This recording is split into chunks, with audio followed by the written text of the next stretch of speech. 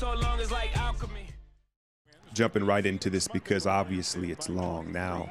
Right away, the story was the early turnovers. It was. And it wasn't as magnified maybe because we shot the ball well and Houston didn't. You see them get out in transition. Capella had himself a big night. But there was only 14 turnovers on the night. I say only, but it felt like there were 10 of them in the first quarter. And it was just kind of a lack of attention to detail, a lack of execution. That pass is about 5 feet off, right? And you see Houston makes us pay, running it down our throat, and the familiar face of Daniel HOU Jr. in the corner railing the 3-ball early on. This is one of my Harden rules. Make Harden finish. Don't foul him. I thought we did a good job of not fouling him. We didn't fall for his tricks. Obviously, we're accustomed to playing him. Here's the outlet pass connecting. Kevon Looney was eating early and often in this game. Unfortunately for us, so was Clint Capella. You see the size issue, and he's such a natural player, right? He's still a young guy, didn't play growing up, but he just has natural fluidity. Draymond, the dump off Looney, extending and attacking the shot blocker. I like to see the aggression.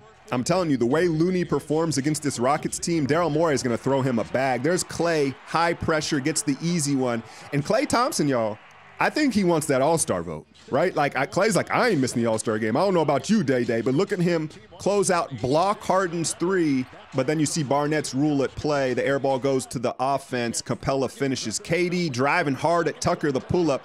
And you see how he attacked him fast there in space? Because later on in the game, things slow down and it gets much more physical with Durant and Tucker. Hand up, it doesn't matter. The dude's just letting it fly.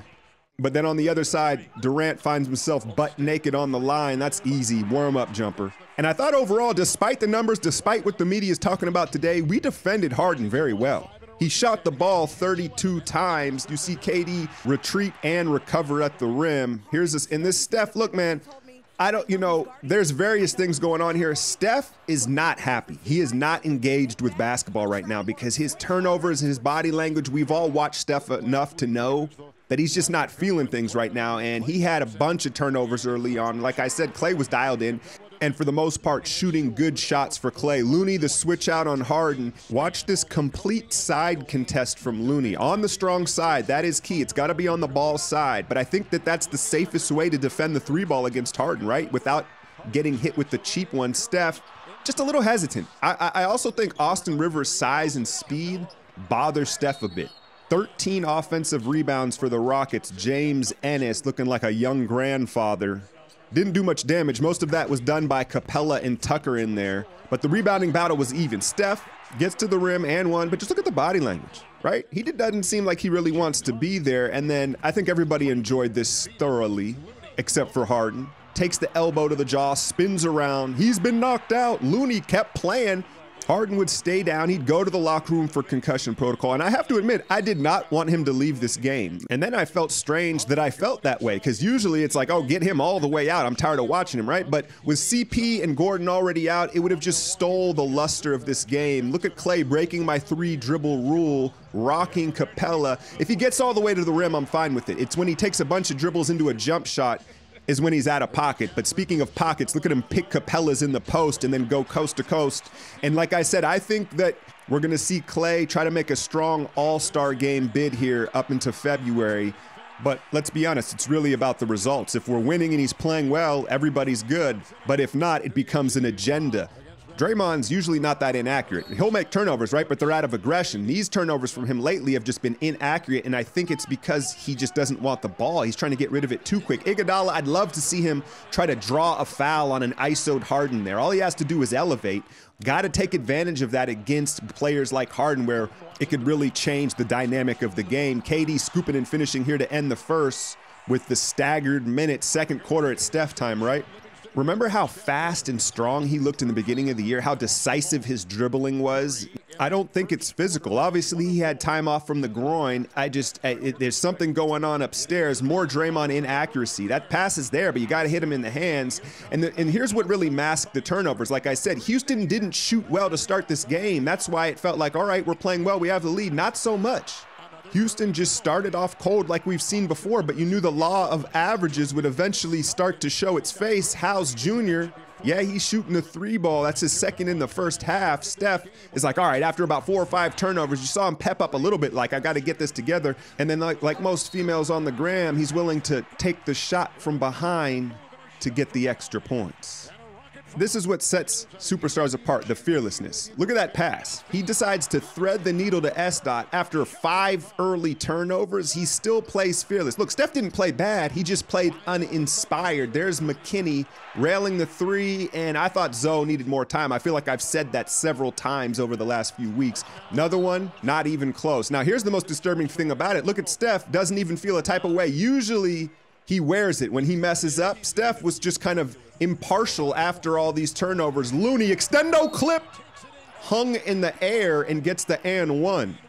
The Rockets are like that Monopoly player that only buys blue and green, right? And it feels like, oh, they're not hanging in this game. They ain't got nothing. But eventually you land on those blue and green spots and it costs you greatly. And all of a sudden they're back in the game. And that's exactly what the Rockets do with the 3 ball, right? They just keep firing away. You look at the score and it's a 10-point game after we've been dominating. Clay, another 3 ball. It felt like he didn't miss in this first half. And he was taking much more Clay-like shots from the corners. Harden, he's so dynamic. He's so unpredictable, right? He does such a good job of changing pace and changing what he does on each play. There's Clay, another one in the corner. So he's heat checking, right? He's feeling it. I want you to see KD here understand that Clay's going and he wants the ball. KD, I just don't like the narrative that he's selfish, because that's not what it is. He has a different philosophy. He is a my turn, your turn type of guy, but he'll get it to the hot guy. So he gets it back to Clay, bang, 3 ball, right?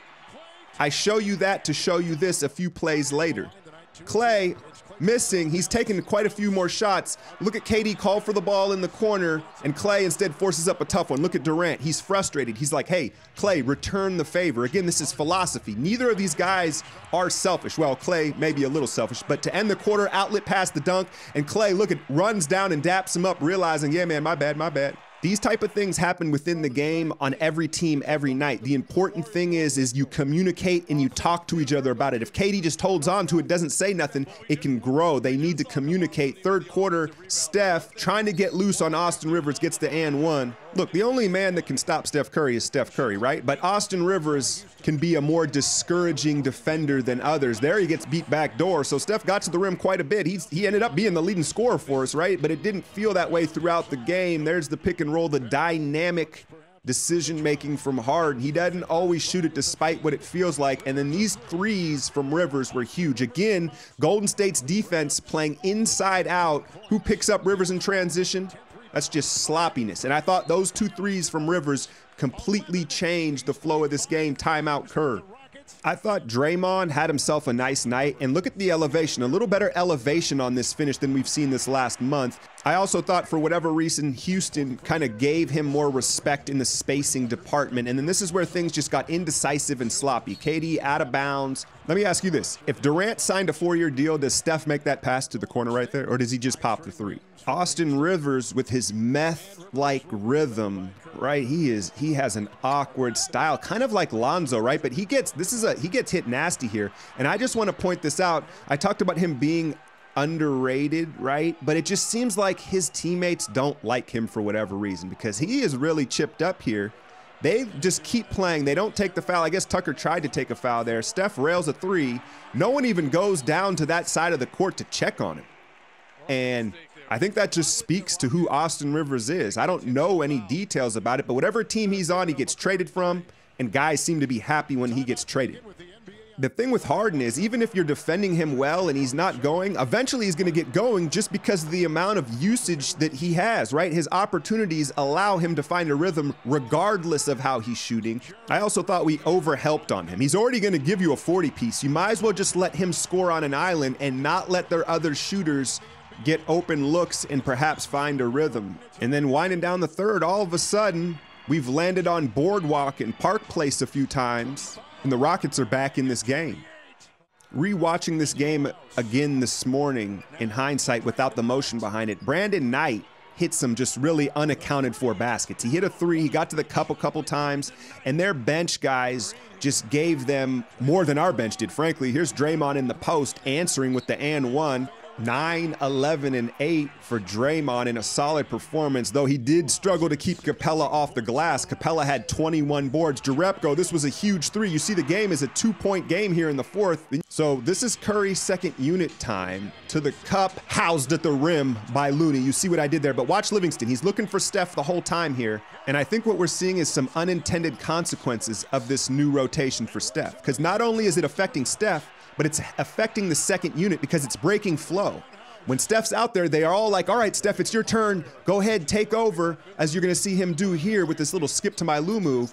But what it's doing is it's taking away the natural flow of basketball and aggression from the second unit. So it's a double whammy. I understand in theory what they're trying to do with it, but it's hurting not only Steph, but these second unit guys. There's a turnover again. It becomes predictable. Steph's out there with these second unit guys, it's his turn. So about midway through the fourth, Steph sits again, and I know many of you have pointed this out. He's a rhythm player. This is asking a lot of him, and I don't expect this to last long. It was an experiment, and it's an experiment that I think they're gonna abandon soon. Young players, take note here. Austin Rivers, his feints don't work because he doesn't give them time to work. You see how spazzy and fast he does things?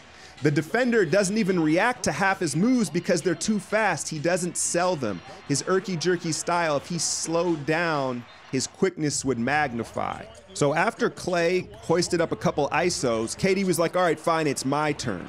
And not only is the staggering minutes of Steph hurting that side of it, it's also, I think, hurting the KD-Clay dynamic because they're not seemingly sharing the ball correctly, right? It's a my turn, his turn type of thing, and they're getting frustrated with each other. KD maybe more so than Clay. And look, I understand why they did it, and I agreed with it initially, but the thing is, sometimes you don't know the problem with something until you try it. So they've tried the new rotation, and now you're seeing the problems of it. And I think particularly with these two, it's Clay. We know he's not a playmaker, and so it frustrates KD at times, I think, when KD's like, all right, man, come on. It's a balance. Clay gets tunnel vision, and don't get me wrong, Durant does too, but Durant's a little more self-aware of when he's being greedy. Clay's just oblivious to it. Tucker rips KD again. I think the more he slows it down against Tucker, the more advantages he gives to Tucker. He's got to use his speed. There he does it. Capella with the clean block. After a nice defensive stand from Draymond, now you see KD almost in spite, right? He hadn't touched the ball as much as he thought. He thought Clay was kind of hogging ISO, so now he's not taking no for an answer. He goes coast to coast and one, and he's in tunnel vision mode. Now, I want to point this out, though. Look, he didn't have his mind made up he was taking this. He's looking for Steph and Clay there. Initially, Steph completely disinterested with trying to get open, and then he takes the three. So it's not like his mind was completely made up. But I think this is Steph's way of almost showing his frustration with maybe having to cater to KD and play off ball and change the rotation. That's what we're seeing. Steph is just not that motivated to get open. He's like a receiver running routes knowing the ball's not coming his way. Cliche as it sounds, our strength is our weakness, and Steph's unselfishness is also his weakness. Just giving the ball up here now. Durant, you can't really fault that. How many times has he knocked that down? But I think it was just within the context of how many shots he had taken in the last 2 or 3 minutes. And then he doesn't see the ball and one Clint Capella. Houston will not go away at Oracle. Now, I didn't particularly like this because I thought they should have went 2 for 1 and got a quicker shot. No surprise who they're going to in this moment. And it's hard to argue. You're talking about one of the greatest ISO scorers of all time. So it's you damned if you do, you damned if you don't. The reality of it is KD could be locked into a 5-year deal just like Steph, and they could very well still call that same ISO play down the stretch of games, and people can't argue with it. Now, Clay and Harden have been going at each other since their high school days. One last dance in regulation from the logo, no, sir. So after being up 20, without Chris Paul, without Eric Gordon, the Rockets battle all the way back to force overtime at Oracle on Thursday night. Now, I'm not a stat guy, but I do feel like this holds true. Whoever scores first in overtime, it always feels like they get the win. It's just a feeling, right? And the stats suggest as much. Steph, Austin Rivers, like I had mentioned, Rivers does a serviceable job, but ultimately it's more about Steph and the lack of joy that he's playing with right now. Iguodala on Harden, he played 44 minutes. He shot 23 threes. This was a big play. Steph taking the charge, but I have to credit Harden for his stamina. With his usage, I mean, we know where he rests, but hate him or love him, you have to admit he is a special player. KD hits the jumper, and the lead changes. We're going back and forth midway through this overtime. Then pushing out in transition, Steph mishandles the ball, runs to the corner, didn't matter, splash, and finally it felt like the Warriors had regained some momentum and this Oracle crowd was behind them. Rivers to the cup, and Draymond lets him know what he had for breakfast and lunch with the block, and it felt like Golden State was gonna close out perhaps a wary James Harden no, sir. You want to talk about literally in the eye of Kevin Durant, hits the three, that's his 9th on the night, and then look at this miscommunication, leaves probably who you want to leave open on the scouting report. Austin Rivers knocks his 3rd 3 down of the night. Durant, quick catch and finish over Tucker. Don't let him put his hands on you. And then I'm not even going to lie, in this play, tie game, Clay ahead of the pack. I was like, no. Okay, Clay. Left hand finish on an athletic big defender, and Howes Jr. gives us the 2-point lead. Houston answers with free throws from Harden. KD bobbles the ball. It's a scramble. I thought he got rolled up on his ankle, somehow saves it, or did he? Steph patiently takes the mid-range jumper and gives the Warriors the lead with 22 seconds left in this game. Take another look, though. And I think, to be fair to the referee, I don't think he had a great angle on it, and KD was so parallel to the ground, I think they thought he was in the air. What could have been a huge missed call is just an afterthought after this possession. James Harden, you know who it's going to. He pulls up 44, 15, and 10 on the road in overtime as the reigning MVP buries the champs in a bit of redemption, as much redemption as you could get in a January game. 1 second left, and there's a heave from Durant here. Now, I put this on my YouTube channel, and you guys are curious, oh, this is a different style. Those of you that have been following me a while know this is an old school alchemy video, and this is the type of coverage you get if you join my Patreon. If you're a Warriors fan or just an NBA fan and you want a deeper coverage of games, because you're actually getting the breakdown of each opponent the Warriors play as well within that game, consider joining my Patreon. If not, I hope you enjoyed this extended breakdown of this game. Hit that like, share, and subscribe. I'm out, y'all. So long as like alchemy.